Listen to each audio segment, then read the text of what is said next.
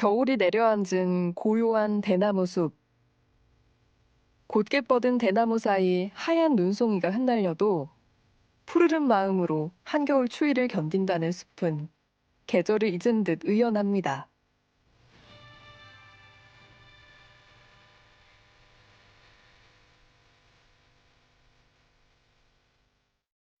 대나무의 고장이자 호남의 젖줄, 영산강의 첫머리가 흘러드는 땅. 우리나라 내륙 습지 가운데 가장 먼저 보호지역이 된 하천을 품을 만큼 물맑기로 이름난 곳입니다.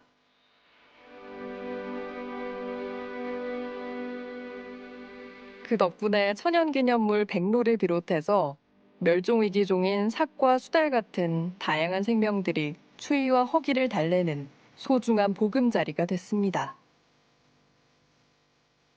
거울처럼 맑은 영산강 상류를 따라 걷다 보면 특별한 풍경을 만날 수 있는데요. 우리나라에서는 보기 드물게 자연적으로 만들어진 울창한 대나무 군락입니다.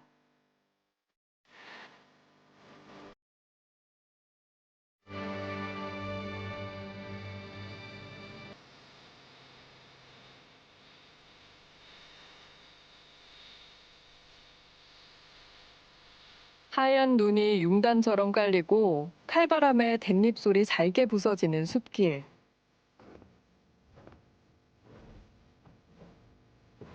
자연이 주는 울림을 캔버스로 옮기는 한수의 화가와 함께 한겨울에도 초록이 반겨주는 담양을 찾았습니다.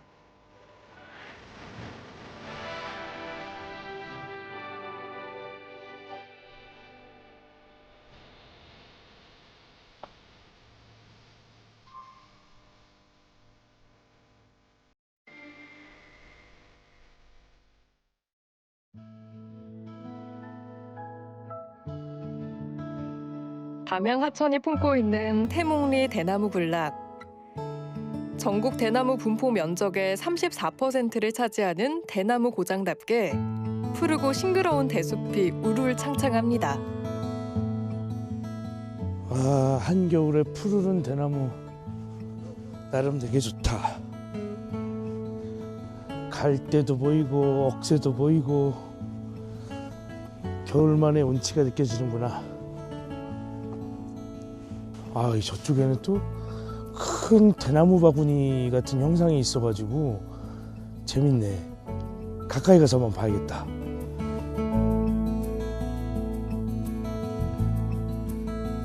탐방로 입구에서 가장 먼저 반겨주는 것은 거대한 대바구니 조형물. 선생님, 반갑습니다. 안녕하십니까? 어서 오세요. 예, 반갑습니다. 아, 이 멋진 바구니 모양이죠? 네네. 어... 담양을 상징하는 바구니. 아, 상징물이군요. 예, 예. 안에 들어가서 좀 볼 수 예, 있을까요? 예. 가시죠. 네. 예, 예. 야, 안에 들어오니까 네. 진짜 바구니 모양이 느껴지네요. 네네, 그렇죠. 저는 대나무가 활용도가 굉장히 많지만 그래도 가장 이렇게 많이 활용했던 것이 바구니이기 때문에 아하. 또 우리 전통적으로 또 계속해서 사용해왔던 가장 많은 도구 중 하나이기 때문에 이렇게 바구니를 상징적으로 이쪽 저기다 이렇게 설치해 놓은 것 같습니다. 모양만 바구니가 아니라 쉴 수 있는 것도 있네요. 대나무가 시청각이 가능하거든요.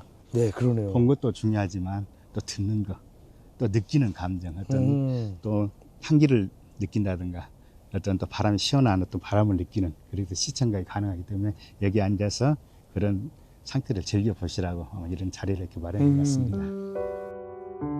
영산강 상류에 자리한 담양 하천은 다양한 생명이 깃들어 살아가는 터전인데요. 내륙 습지로는 최초로 보전 지역으로 지정되기도 했습니다. 하천 습지에 자연적으로 자리 잡은 대나무 숲은 물살을 늦추고 홍수를 막으려는 주민들의 손길이 보태지고 더해져 지금의 모습을 갖추게 됐습니다. 이 지역이 우리나라 최초로 대나무로서는 천연기념물로 지정된 이유가 뭐냐면 다른 지역의 대나무 습성은 보통 야산 지역이나 언덕 구릉지대에 대나무가 많이 식재하고 잘 자라서 조건이 형성되는데 그렇죠. 여기는 아까도 말씀드린 증암천이라든가 대전천 또 영산과 벌루가 오면서 여기서 퇴직층이 쌓이면서 이 지형에 이렇게 둔치가 형성되고 이렇게 하천 내에 이렇게 대나무가 군락이 된 것은 굉장히 특이한 현상입니다. 그렇군요. 그뿐만 아니라 이미 2004년도에 담양군 하천 습지 보호구역으로 지정이 됐었고 또 아주 희귀한 동식물들, 황조롱이라든가 수달 같은 이런 천연기물뿐만 아니라 멸종위기 동물인 1, 2급에 해당되는 또 삭, 희귀 동물들이 많이 서식하는 최적의 조건을 가지고 있다는. 결국에는 이 대나무 군락지가 이쪽의 생태 환경을 다 조성하고 있는 그렇죠. 거네요. 엄청 영향을 끼치는 것이죠. 특히 조류 같은 걸 보면은 이 조류가 약 50종 이상의 조류들이 여기 와서 서식하고 있는 대나무 안에 숲에서 깃들어 사는. 숲속에서. 예. 거기다 또 배후의 습지, 강, 또 여기 둔치의 대나무 이렇게 경관적 가치가 또 뛰어나고 또 거기다가 대나무 자체가 식생 우리가 먹을 수가 있잖아요. 죽순이라든가 죽실 이런 걸 먹을 수 있고 먹을 수 있죠. 또 전통적으로 우리 생활 도구를 이렇게 전통적인 생활 도구로서의 또 바구니라든가 대나무를 이용해서 많은 제품들이 만들어졌기 때문에 민속적 가치도 굉장히 뛰어나서 이런 것 등이 보존 가치가 뛰어나서 종합적으로 고려돼 가지고 대나무 군락지는 대나무로서는 처음으로 지정이 되는. 제방길 양옆을 호위하듯 서 있는 대나무 숲을 따라 천천히 걸어가 봅니다. 한겨울에도 한치 흐트러짐 없이 푸른 기운 잃지 않는 대나무의 결기마저 느껴지는 길. 겨울이면 그리워지는 초록숲을 걸을 수 있는 건 담양에서만 누릴 수 있는 한겨울의 호사입니다.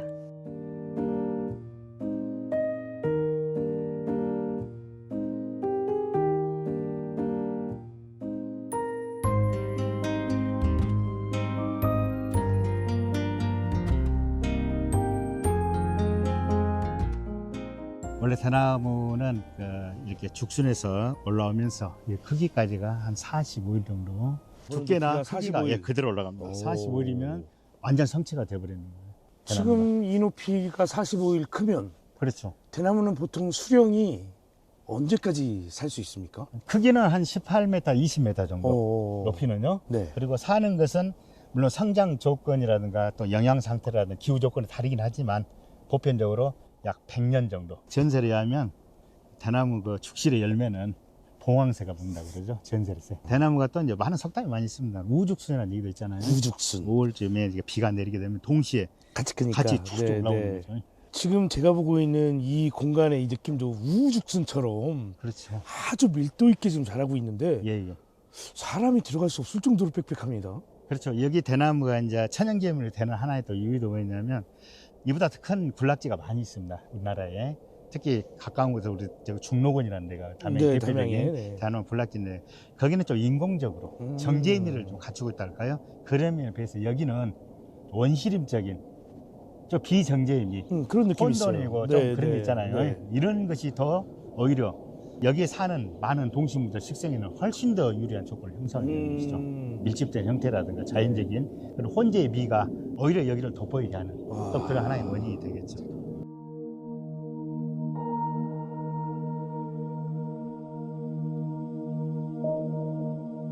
하늘을 가릴 만큼 빽빽하게 자란 대나무 숲. 자연 그대로의 모습이 남아있어 더욱 아름다운 태몽리 대나무 군락은 오직 살기 위해 온 힘을 다했던 생명의 흔적입니다. 영산강 매서운 바람과 거센 물살 모두 이겨내고 습지를 의연히 지키고 있는 태몽리 대나무 군락에서 생명의 강인한 아름다움을 생각해 봅니다.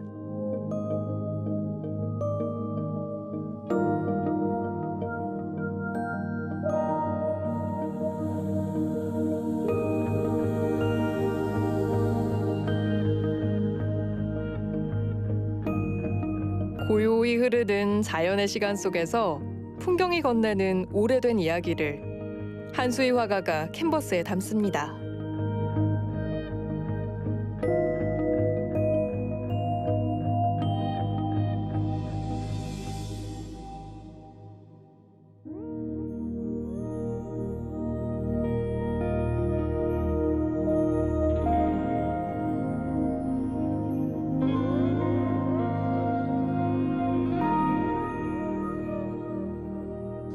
제가 담양에 첫 발을 내디디면서 선물 하나를 받게 되었는데요. 지금 보시다시피 한겨울에 아주 푸른 느낌의 선물을 받았어요. 특히나 또 색만 푸르른 것이 아니라 이 겨울 추운 칼바람을 대나무가 막아주면서 부드러운 바람으로 바뀌는 제가 느낌을 받았는데요. 이곳 담양과 순창을 여행하면서 앞으로 만나게 될 순하고 온순하면서 달콤한 겨울을 예고하지 않나라는 생각이 들어요. 첫 느낌부터 이 행복한 것을 느끼는 거 보니까 앞으로 여행 모두가 다 기대가 되고 있습니다.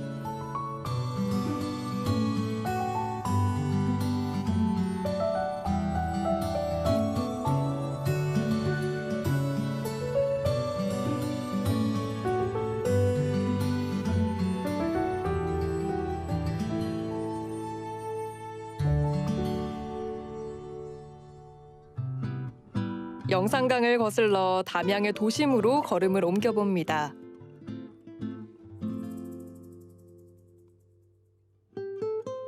(300년) 역사의 담양 죽물시장이 있어 전국에서 제법 이름 꽤나 떨치던 담양읍 담줄이 1980년대까지만 해도 200집 넘는 상가가 밀집한 담양의 대표 번화가였는데요. 상권이 옮겨지고 쇠락해가던 원도심에 문화복합시설이 들어서면서 생기를 찾아가고 있습니다. 거기 형태를 봐서 여기가 좀 거칠어서. 그렇지. 그러면 이제 다 오고 난 다음에 맞춰가면서 거친 부분하고 거친 부분하고 맞춰가지고요? 그렇지. 네. 다양한 분야의 입주자들이 예술과 상업 공간으로 활용하고 있답니다. 고향이 담양이고 다른 예술의 거리에서 활동을 해봤지만 여기는 지금 근현대사 거리로 알려져 있고 이 예술의 거리 길로 만들어 놔서 조금 이쪽에서 지역에서 작품을 만들고 싶다라는 생각이 좀 많이 들었습니다. 사람들이 여기로 모여드는 이유, 이 거리만의 특별한 매력 때문입니다. 담양군과 마을 주민들이 고증과 향토 자료를 바탕으로 담양 곳곳에 있었던 옛 건물들을 그대로 재현해서 조성한 거리. 드라마 세트장처럼 담양의 근현대 풍경을 한자리에서 둘러볼 수 있는데요. 100여 년 전부터 한자리를 지켜온 가옥들도 새롭게 단장해 손님 맞이를 합니다.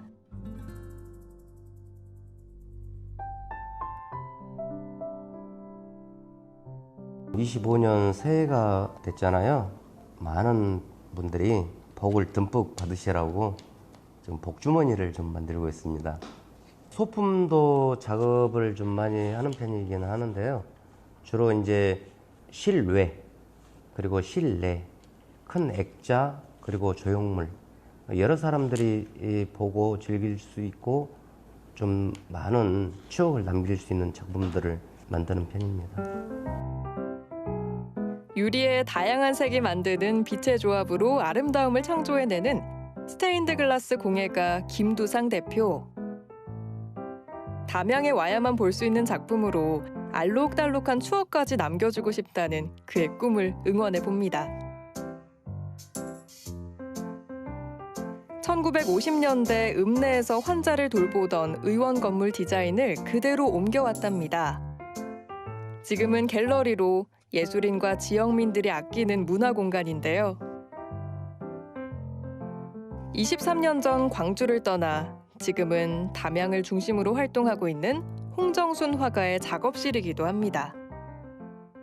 저는 이곳이 처음 생긴 8년 전부터 굉장한 기대감을 가지고 계속 주시를 해왔는데 처음 모집에서는 제가 탈락이 됐습니다. 그랬기 때문에 저의 목표가 이곳에서 함께 작가들과 문화예술 활동을 하는 게 꿈이었기 때문에 다시 도전을 해서 작년 10월 달에 들어오게 되었습니다. 아무래도 이렇게 관련된 분야에 있는 사람들과 같이 소통하고 싶었고, 그리고 이런 네트워크를 통해서 동시대의 작가들의 고민을 함께 나누고, 그래서 저는 이 공간에서 지역 작가들과 함께 이야기 나누고 좀 더 발전적으로 성장해 나가고자 합니다. 범상치 않은 외관부터 눈길을 사로잡는데요. 100년 넘는 세월만큼 쌓인 이야기도 많을 것 같은 적산가옥은 2023년 동네 서점으로 다시 태어났습니다.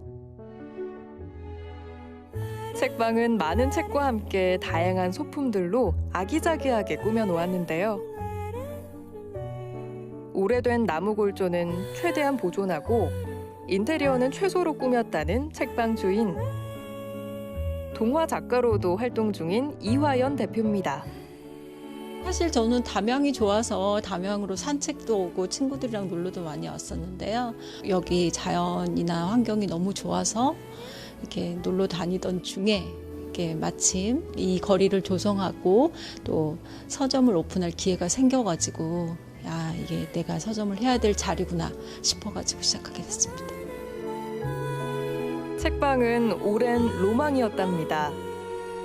서울 출판사와 잡지사에서 오랫동안 근무하며 늘 책과 함께였다는 이화연 대표. 서점 운영자를 찾는 공고를 보고 꿈을 실현할 기회에 과감히 도전했습니다. 사실 담양읍에 그러니까 이렇게 지역의 소읍에 서점 이런 독립서점을 운영하기가 쉽지는 않습니다. 근데 담양은 특성상 그 관광 오시는 분들이 많아요. 여행 오시는 분들이 많은데 한 번만 오시는 분들은 없더라고요. 매년 찾아오시는 분들 있고 꼭 한 번 오셨던 분들은 다시 오시는 분들이 있어요. 그런 여행자 손님들을 만날 수 있는 공간이라서 이 담양 작은 소읍에 책방을 하는 게 즐겁습니다. 책방의 1층은 책들을 전시, 나무 계단을 올라가면 만나는 2층은 독서 모임과 대여 공간으로 운영되는데요. 작은 읍내에 차린 책방 운영이 쉽지는 않지만 건물주가 담양군이라 임대료가 저렴하다고 하니 다행입니다.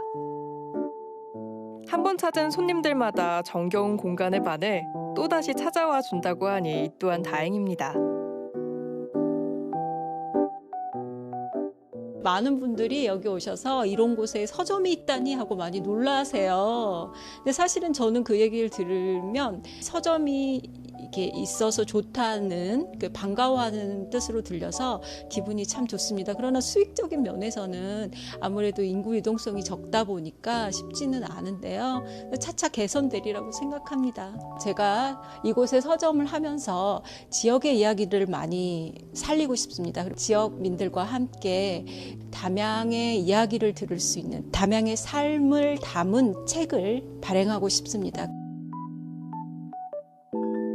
침체해가는 지역을 살리고 그곳에 기대어 사는 사람들이 잘 뿌리내리게 돕고 있는 담주 담이담 예술구.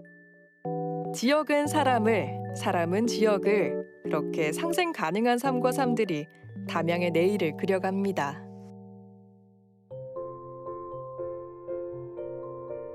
이곳에 오면 마치 시계 태엽을 감아 어린 시절로 돌아가는 것 같답니다. 낡고 오래됐지만 그래서 추억과 그리움을 불러일으키는 곳. 골목길 따라 담장을 사이에 두고 기와 얹은 한옥들이 이웃하는 동네. 창평 삼진의 마을입니다. 깊은 겨울 한복판에 시골 마을이 아주 고즈넉하다.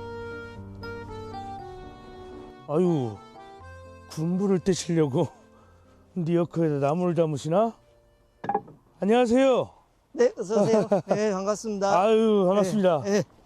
아이 추운 겨울날 군불 떼시려고 나무를 이렇게 리어커에 담으시는 거예요? 여기는 쌀 조청을 만드는데, 쌀 조청? 네, 그걸 조청을 끓이기 위해서. 네. 군불 떼시려고 하는 게 아니고, 네. 조청을 담아요? 야, 조청 담아서 뭐 만드시는데? 조청을 끓여서 판매도 하고. 조청을? 그 조청이라는 게 그 뭐 우리 식혜 담을 때 네. 쓰고 그러니까 엿도 만들고 뭐 그런 거. 그렇습니다. 오. 음식 하신 분들이 사서 가시기도 하고, 그냥 드시기도 하고. 그럼 직접 이렇게 조청을 네, 이 만들고. 군불로 다 구시는 거예요? 네, 불로 떼서 가마솥에다. 예부터 임금님 다과상에도 오를 만큼 유명했다는 창평 쌀엿. 김이 모락모락 나도록 아궁이에 불을 지피고 가마솥에서 밤새 조청을 구워 만든 쌀엿은 한겨울에만 먹었던 귀한 주전부리였습니다.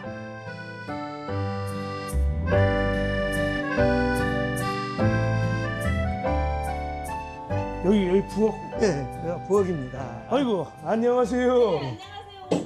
조청을 구우신다고. 네, 맞아요. 아, 이 추운 겨울날 또 달콤한 조청을 구우시네. 네. 야, 이게 다 불 때 가지고. 네. 야. 오, 야, 솥이 엄청 네. 큰데요? 제가 평소에 봤던 솥의 크기가 아니라 엄청 큰데. 대형솥 제일 큰 솥이죠. 아, 야, 이거 근데 지금 이렇게 하는 데가 극히 드물어요. 그래요. 요즘에 이게 군불 때는 거 쉽지 않을 것 같은데. 그렇죠. 이게 지금 7시간 정도 이 나무 장작으로 계속 쪼이고 달여야 아까 돼요. 말씀하신 그 조청을 이 숯에 예. 지금 만들고 있는 거죠? 예, 조청 지금. 하고 7시간이요? 예, 7시간? 어마어마한 시간. 예. 나무로 불을 지펴서 하는 거 예. 어렵지 않으세요? 우리도 가스 뭐 이렇게 불로 하고 했었구나. 네, 예. 했었는데 그걸 하다 보니까 손님들이 소비자들이 아니 왜 옛날 맛이 아니에요? 맛이 달라요? 네, 가스로 다릅니다. 하면? 그렇습니다. 온도차 때문에. 가스가 최고 올릴 수 있는 온도가 800밖에 안 돼요. 800도. 얘는 훨씬 높아요, 그럼? 여기는 1000도에서 1200도를 올려야 되거든요. 아, 그렇구나. 네, 그래서 그 차이인 것 같아요. 그래서 과감히 그 기계를 다 빼고 아궁이로 다시 원위치 하는 거죠. 쉬운 거 다 빼고 네. 다시 어려운 걸로. 그 맛 때문에. 아, 맛 때문에. 그게 이제 우리 조모님, 어머님, 우리가 집사람이 3대째인데 3대째 네. 조청을 굽고 계신 예, 거예요? 와. 그런데 이게 자존심이 상하더라고요. 그래서 과감히 이야. 원위치했습니다.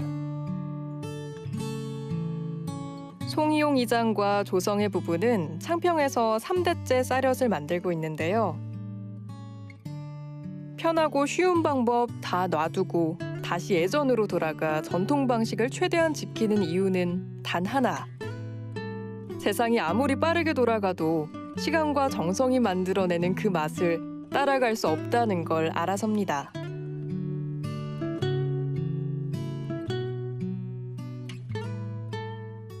이 조청을 굽는 게 엿기름이라고 하잖아요. 그렇죠. 그 엿기름이 그 씨앗이 뭐죠? 끝뿌리를 길러서 길러서. 그걸 이제 갈아 가지고 이제 여기에 고두밥을 찝니다. 쌀로 고두밥. 밥을 일단 찢는구나. 네. 네. 밥하고 엿기름하고 아, 네. 이렇게 이제 혼합을 해서 그걸 이제 온도를 맞춰서 당화를 시키는 거죠.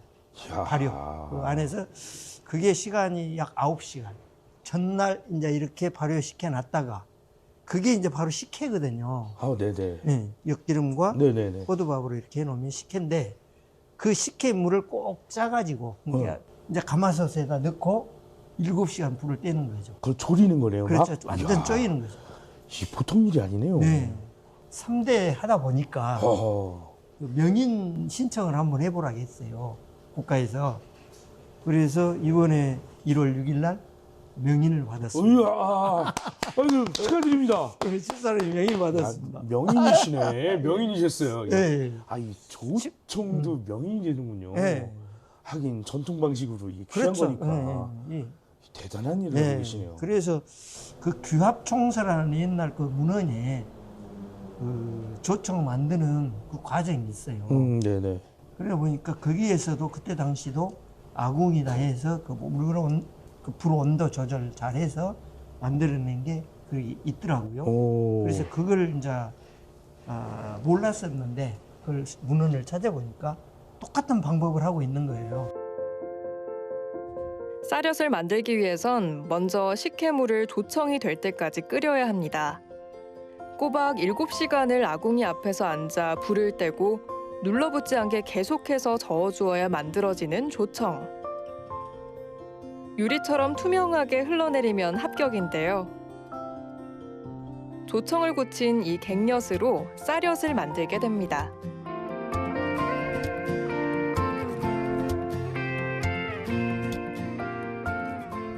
아, 그럼 제가 어렸을 적에 그 흔하게 이렇게 분질러 먹었던 그 엿이 한번 탄생하려면 몇 시간이 걸리는 적어도 겁니까? 48시간. 48시간? 네. 어마어마하네. 예. 그럼 제가 오늘 예. 오래 걸리겠지만 이거 기다리면 48시간 뒤에 나오는 그 엿 한번 맛볼 수 있습니까? 그렇습니다. 동네도 이쁘고 한데 네. 제가 이렇게 동네 한 바퀴 이렇게 돌고 오면 엿이 조금 조청이 좀 만들어져 있을까요? 예, 만들어져 있습니다. 그럼 그때 또 한번 구경하고. 예, 예. 이 마을은 슬로우시티 마을이에요. 아, 이 마을이? 예. 그래서 그 슬로우시티 마을은 우리나라의 막 한 16개 마을을 지금 인증했잖아요. 근데 그 중에 최초로, 아시아 최초로 이 마을이 슬로우시티 마을로 지정이 된 거예요. 최초의 슬로우시티 마을이에요? 네. 와. 그럼 제가 이제 슬로우시티를 이렇게 구경을 할 때 예. 뭐를 조금 이렇게 눈여겨보셔야 되나? 눈여겨봐야 될까요, 그럼? 예, 그렇죠. 예. 천천히 여기는 걸어야 되나? 예. 그 느림의 미학이 네. 슬로우시티입니다. 아, 네. 그런데 그 마을에 가보시면은 돌담에 이게 기와가 올려져 있을 거예요. 이 마을에 들어가면 예. 돌담에. 예. 그게 2006년도 등록문화재 265호로 네. 지금은 문화유산이라 그러잖아요. 네네. 문화재청에서 그때 당시 등록문화재로 등재를 했습니다. 그게 3.6km입니다. 전통가옥과 토석담이 마을 전체를 감싸고 있어 시간을 거슬러 온 것 같죠. 그래서인지 자꾸만 걷고 싶은 동네인데요. 세 개의 개울이 마을을 지난다고 해서 삼진의 마을입니다.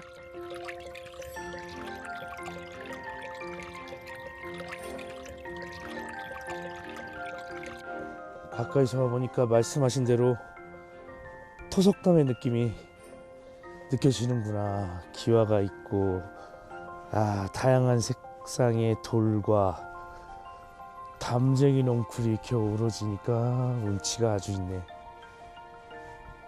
동네 느낌 참 좋다.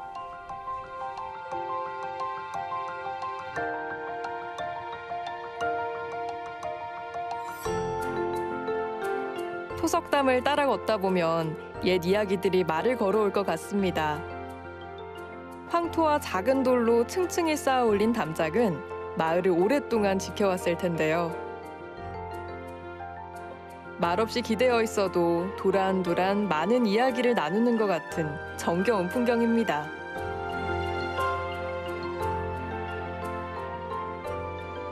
맛있는 엿을 만들어 보겠습니다.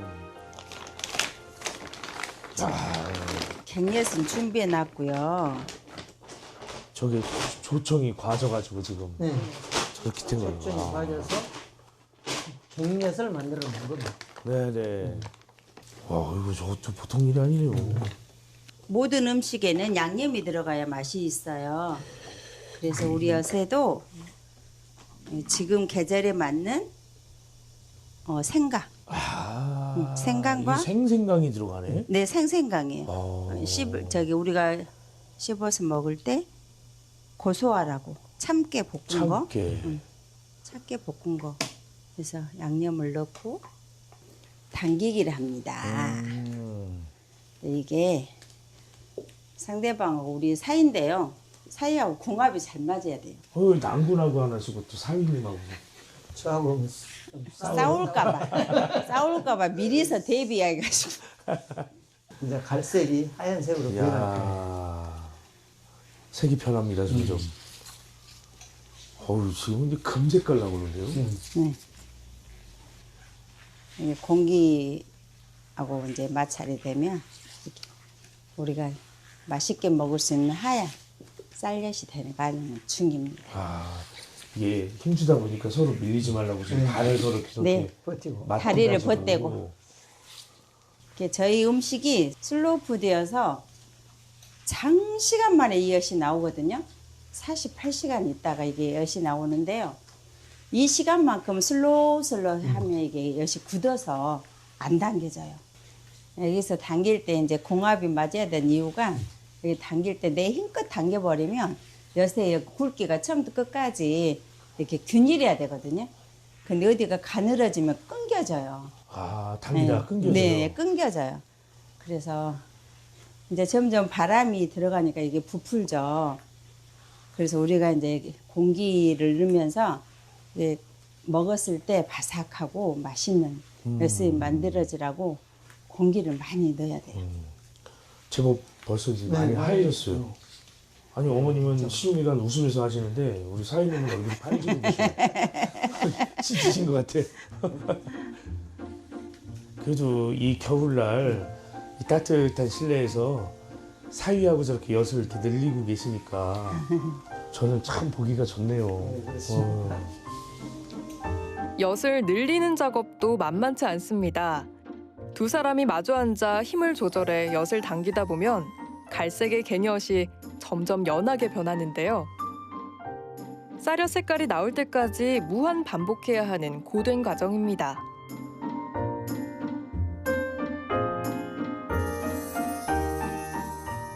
아까는 엿을 늘리는 거였거든요. 지금은 이제 바람 저 넣는 공정은 그래서 조금 섬세해 보이네요. 네, 공기층이 들어가요. 그래야 엿을 이렇게 할 때 엿치기 할 때 구멍이 크게 나오고 네네네. 그러면 공기가 잘 많이 들어갈수록 좋은 엿인가요? 네, 맞아요. 맛이 달라져요? 네, 맞아요. 사근사근하고 바삭거리고 바삭하니 깨지고 이제 저희가 이제 3단계로 엿 늘리기를 할 겁니다. 엿 늘리기. 자, 이게 이제 완전 늘리기고요. 그 다음에 이제 저는 이제 자르는 역할을 이제 합니다. 어르신 이제 일하시는데 제일 쉬운 거 일하시는데 여기 세 장씩 마음대로 자르는 거예요. 손이 엄청 많이 가죠. 그러네요 진짜 이렇게 막 만들어진 엿은 먹어본 적이 말랑말랑. 없어가지고 제가 어머니 맛있게 먹겠습니다. 네. 이땐 좀 말랑말랑 쫀득쫀득하네요. 예, 안 말라서 그- 파삭한 맛은 없죠. 진짜 설탕이 주는 단맛하고 달라. 네. 그럼요. 자연당입니다. 야, 천연당. 이렇게 공기층을 볼 수가 없잖아요. 가위라면서 네, 눌렸으니까. 가위로 눌려서. 그래서 이 부분을 살리기 위해서는 엿을 치는 거예요. 이렇게 해서 이렇게. 이 보이네 공기층.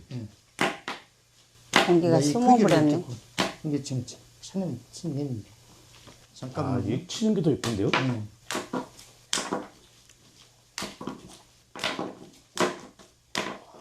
이렇게 공기가 들어가 있잖아요. 아까 우리가 잘라버리면은 모습이 모르듯이 그러네 없네 공기층이. 엿은 동일한 엿입니다. 근데 음. 이렇게 쳤을 때 이 모습이 보이는 것이 있고 가위로 잘라버리면은 이 모습이 없고 물에 있던 갱엿이 네, 이렇게 하얀 것으로 이렇게 하얀 엿으로 바뀐다는 게 참 신기합니다. 엿만 달콤한 게 아니네. 네, 그렇죠. 일하면서도 달콤하고. 네, 마을과 사랑과 모든 것이 달달합니다. 달달해요. 그러니까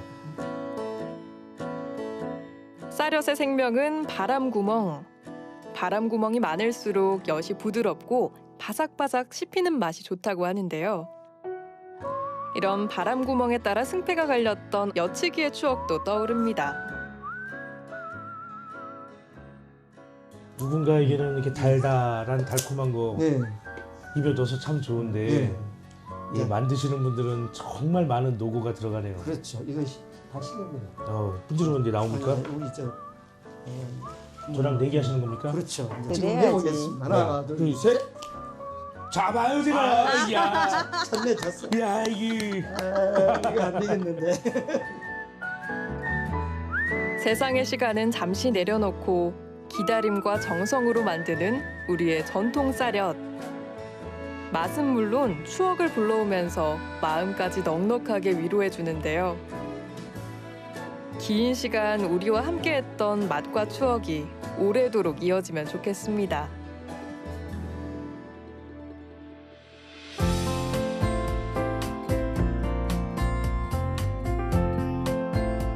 영산강 상류에 위치해 지하수가 풍부하고 연평균 기온이 높아 1960년대부터 딸기 농사로 명성이 자자했던 월산면. 전남 지역 딸기 재배 면적의 절반을 차지할 만큼 딸기 농가만 1000여 개가 넘는 딸기 주산지인데요. 요즘은 스마트팜으로 변신한 딸기 하우스들이 그 명성을 이어가고 있습니다. 달콤하게 익어가는 딸기가 주렁주렁 매달린 이곳에 누구보다 뜨거운 겨울을 보내고 있는 청년이 있는데요. 공무원 시험을 준비하다 고향에서 농사 짓는 친구에게 희망을 엿보고 2020년 귀농에 실행을 옮긴 박태양 농부입니다. 지금 딸기를 수확하면서 크기별로 같이 선별을 같이 진행하고 있습니다.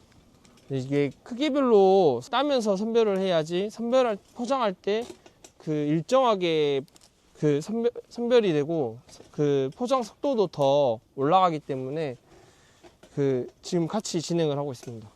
올해 육묘기 때부터 더워가지고 죽은 작물들이 많아서 생각보다 수확량은 그렇게 많이 나오지는 않아가지고 저는 개인적으로 한 70% 정도밖에 안 나오고 있다고 생각을 하고 있습니다.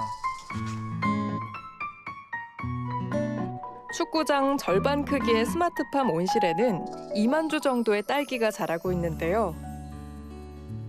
태양 씨가 금이야 오기야 키우는 품종은 우리나라 딸기의 약 85%를 차지한다는 서량. 올해는 작황이 좋지 않아 속상한 마음도 크지만 다행히 이를 거들어줄 직원을 2명이나 두고도 수익을 내고 있답니다. 여기 품종은 가장 대중적인 품종으로서 이제 서량이라는 품종으로 수확량이 가장 많고 이제 맛은 새콤달콤한 맛으로 산미가 좋은 품종입니다. 그리고 이 시설은 이게 스마트팜이면서 천창기폐라 해가지고 래피니엄 방식으로 위에서 열면서 센서가 다 달려가지고 온도랑 습도에 맞춰서 이게 유동팬을 튼다거나 이게 창문을 열어가지고 환기를 시키는 그런 시설입니다. 때가 되면 작물에 물을 주기도 하고 영양분을 알아서 척척 뿌려준다는 똑똑한 스마트팜. 버튼 하나로 이 넓은 하우스의 보호막도 마음껏 접었다 폈다 할 수 있으니 초기 투자 비용이 부담인 대신 인건비는 줄고 생산량은 늘릴 수 있답니다. 태양아, 형. 많이 바쁘지? 괜찮습니다, 형. 오랜만이네요. 딸기는 어때? 지금 상태는? 생각보다 올해 형 더워갖고 많이 죽어가지고 생각보다 많이 안 나오고 있어요. 평소 농사일로 도움을 주고받는 선배가 태양 씨 농장을 찾았는데요. 한열 씨는 30년 넘게 농사를 지어온 부모님의 농장에서 농사 일을 배우고 있답니다.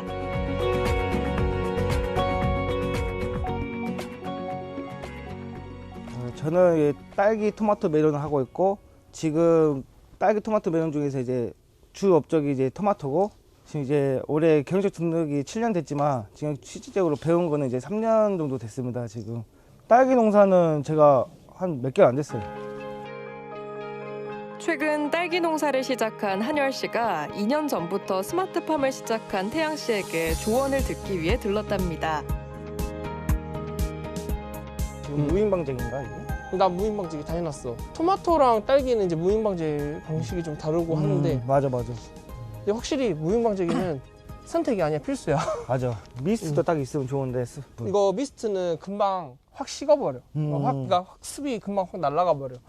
바닥에 같이 물을 뿌려주면서 같이 안개같이 해주면은 이렇게 좀 습이 좀 어느 정도 조금 유지가 되는데 에너지 스크린이나 뭐 스크린은 뭐 선택으로 이제 관점에 따라서 다르긴 한데 그런 거는 선택이지만은 몇 가지는 진짜 편한 거는 해. 맞아. 편한 거 해야 그게 진짜 스마트팜이야. 내가 편해야 스마트팜이야. 둘 다 아직은 배워야 할 게 더 많은 새내기 농사꾼. 그래도 비슷한 나이라 통하는 것도 많아서 서로 의지하며 힘을 얻는다는데요. 농사에서나 삶에서나 힘이 되어주는 건 역시나 사람입니다.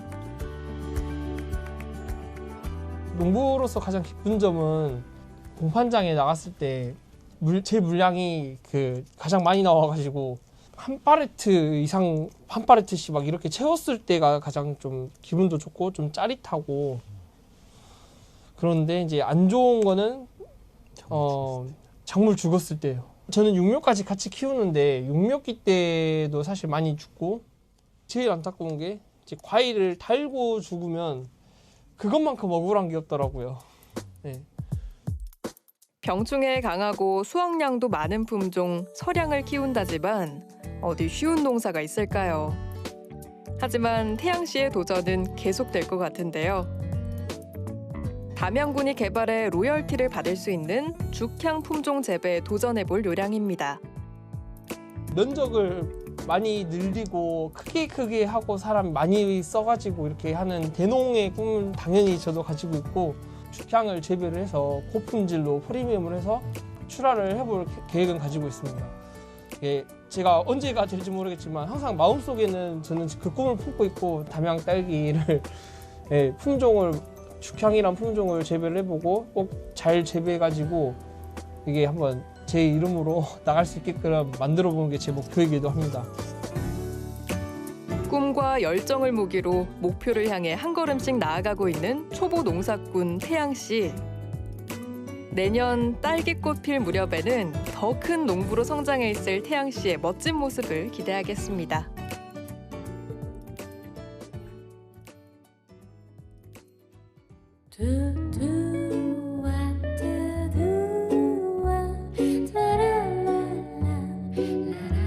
담양과 순창을 잇는 메타세쿼이아 가로수길입니다.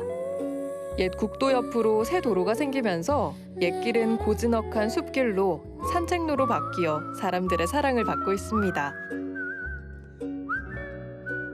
길이 끝나는 곳에서 또다시 시작되는 길. 전남 담양을 벗어나 전북 순창으로 떠나봅니다.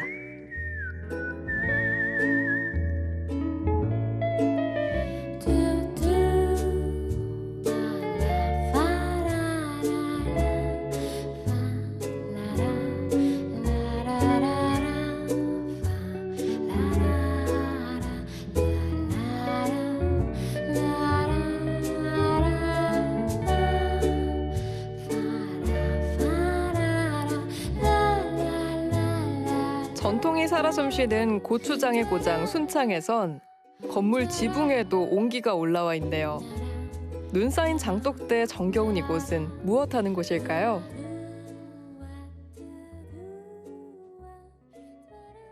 순창하면 장류고 장류하면 또 옹기니까 옹기에 대해서 좀 구경하면 좋겠다. 옹기체험관. 야, 이 옹기로 탑을 쌓았네. 옹기를 만들 수 있는 체험관답게 크기도 모양도 제각기 다른 옹기들이 작품으로 만들어져 있습니다. 수수한 옹기들 사이 청색 도자기도 독특한데요. 오래전엔 집집마다 이런 장독들 정말 많았었죠. 추억 속 장독들을 보고 있으니 누가 이런 곳을 꾸려나가는지 더욱 궁금해집니다. 아, 도자기가 참 많다. 아, 지금 물레 돌리고 계시네. 안녕하세요, 선생님. 아유, 안녕하세요. 어서 오세요. 네. 물레를 돌리고 계시네요. 네. 야, 지금은 어떤 걸 만들려고 돌리고 계신가요? 지금 요즘 좀 핫한 거 있죠? 네. 다랑아리 만들고 있어요. 달 항아리 핫하죠, 선생님. 네, 네, 네. 아, 이게 달 항아리를 만들려고 네. 돌리시는구나. 기본적으로 달 항아리는 이렇게 위아래를 따로따로 하지 않나요? 좀 등치가 좀 크고 그러면 네. 오가리에 나눠서 하기도 하고 그러는데 네. 저는 오늘 작업 그냥 한꺼번에 만드는 작업을 하고 있어요. 아, 달 항아리를 한꺼번에 두. 네, 네, 네. 옹기체험관을 운영하는 권운주 관장은 무형문화유산 청자도공 이수자로 35년 가까이 도자기를 빚고 있는 도예가입니다. 도자기 연구와 재현에도 힘쓰면서 고향인 순창에서 숨쉬는 흙의 특성을 살린 전통 옹기를 만들고 있는데요. 한마디로 흙과는 때려야 뗄 수 없는 깊은 인연을 이어오고 있습니다.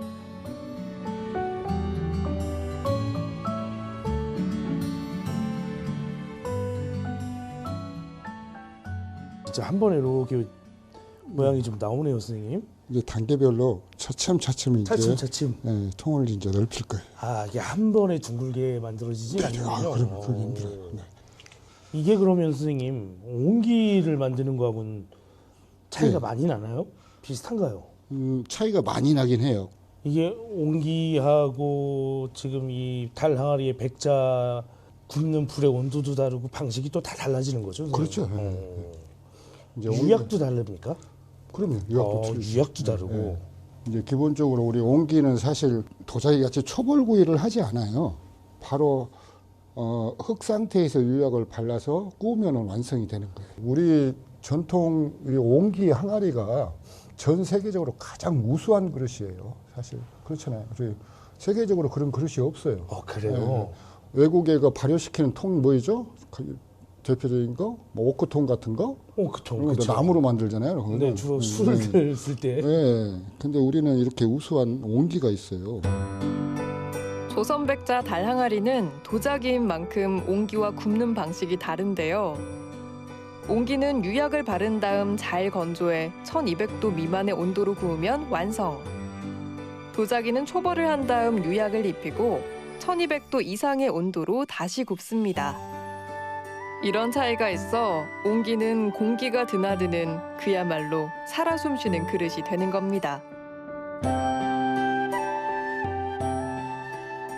흙 반죽하는 기계예요. 반죽하는 기계인데 이제 가장 중요한 것, 흙 속에 있는 공기를 다 빼준다는 거. 고온에 구워지기 때문에 흙과 흙 사이에 공기가 들어있으면 깨지거나 부풀어 오르거나 이런 막 부작용들이 생기는 거예요. 옹기빚을 준비를 하는데요. 요즘엔 기계의 힘을 빌리지만 좋은 흙 상태를 알아보는 건 여전히 도공의 몫입니다. 옹기 만드는 방법은 이 전기물레나 이런 데서 만들었던 것이 아니에요. 원래는 발물레, 발로 돌린 걸로 만들었잖아요. 그렇지만 오늘은 지금 전기물레에서 하는 거니까 제가 이 흙덩어리를 가지고 우리 항아리 형태 그릇을 한번 만들어보도록 하겠습니다. 손에 또 예술을 제가 또 보게 되네요. 이 가운데 있었던 흙 다 어디 갔습니까? 안에가 뻥 뚫리는데요. 사실은 갈수록 이 기술도 없어져요. 이제 저도 하루에 8시간 이상씩 3년을 하니까 좀 하겠더라고요. 8시간 이상씩 3년. 하루도 안 빠지고. 그래야 조금 한다는 얘기예요. 네, 그런데 요즘 사실 그런 걸 극복을 하고 과연 할 수 있는 친구들이 있을지. 그래서 그리고 또 이 기술을 배운다고 해서 과연 그걸 어디다 쓸 데가 없잖아요.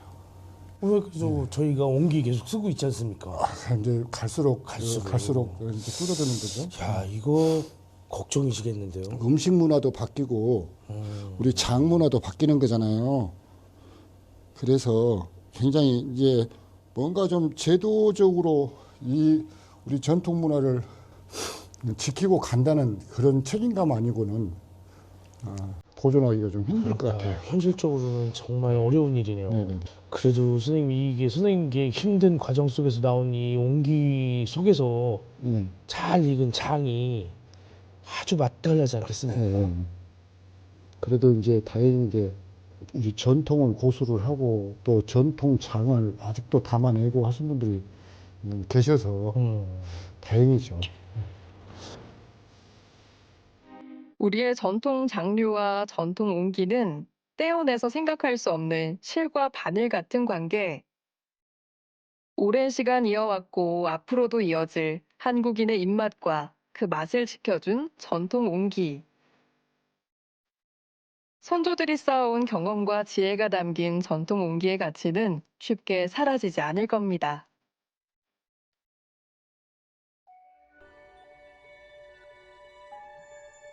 두 개의 산봉우리가 다정하게 마주하는 해발 342m의 체계산.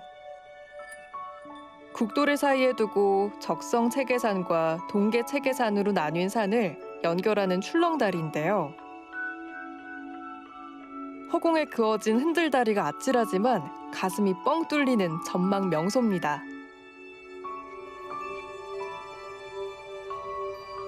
아이고, 산은 산이구나. 그지만 경치가 너무 좋으니까 발걸음이 가볍다. 야, 출렁다리가 한눈에 보인다. 이쪽 산봉우리하고 저쪽 산봉우리를 이렇게 연결해가지고 장관이네. 15분가량 538개 계단을 숨가쁘게 오르고 나서야 마주할 수 있는 풍경입니다. 하늘을 가로지르는 출렁다리는 바닥까지 뚫려 있어 더욱이나 아득한데요. 무서움도 잠시 저 멀리 펼쳐진 적성들판과 굽이진 섬진강은 세상 시름 모두 잊게 하는 장관입니다. 270m 길이라는데 아우 아찔하네 아찔해.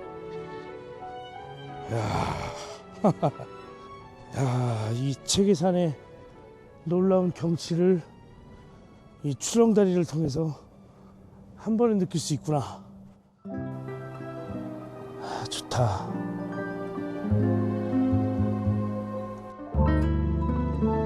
허공을 걷는 기분이 이럴까요? 출렁다리를 받쳐주는 탑 하나 없이 외주를 타는 것만 같아도 그래서 더욱 맑게 깨어나는 정신.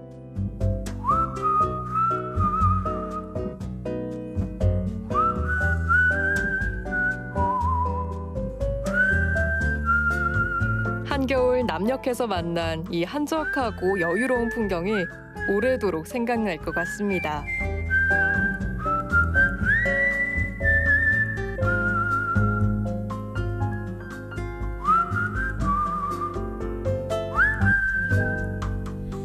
섬진강이 한눈에 담기는 멋진 전망 명소에서 그림 한 점 남기지 않을 수 없었겠죠. 한수희 화가가 만났던 여행길 풍경은 어떤 울림으로 남아 캔버스에 담길까요?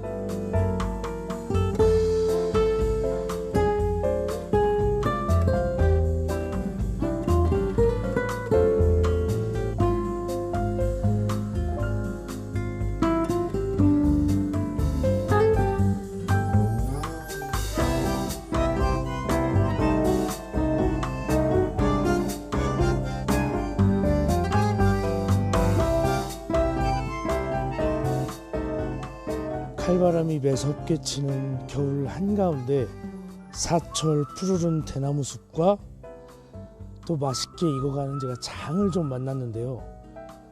이곳 여행을 하면서 특히 재밌게 느낀 것은 달콤하게 잘 쉬고 있는 겨울의 느낌을 받았어요.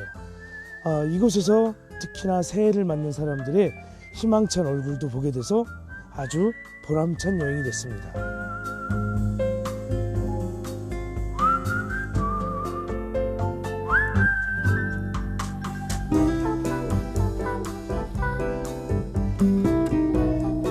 급할 것 없이 느리게 흘러가는 풍경 속에서 전통의 가치에 오늘의 의미를 더해가는 이들을 만났습니다. 어제의 길은 오늘로 이어지고 오늘의 길은 또 우리를 어딘가로 데려가겠죠. 길이 끝나는 곳에서 또다시 길은 시작되니까요.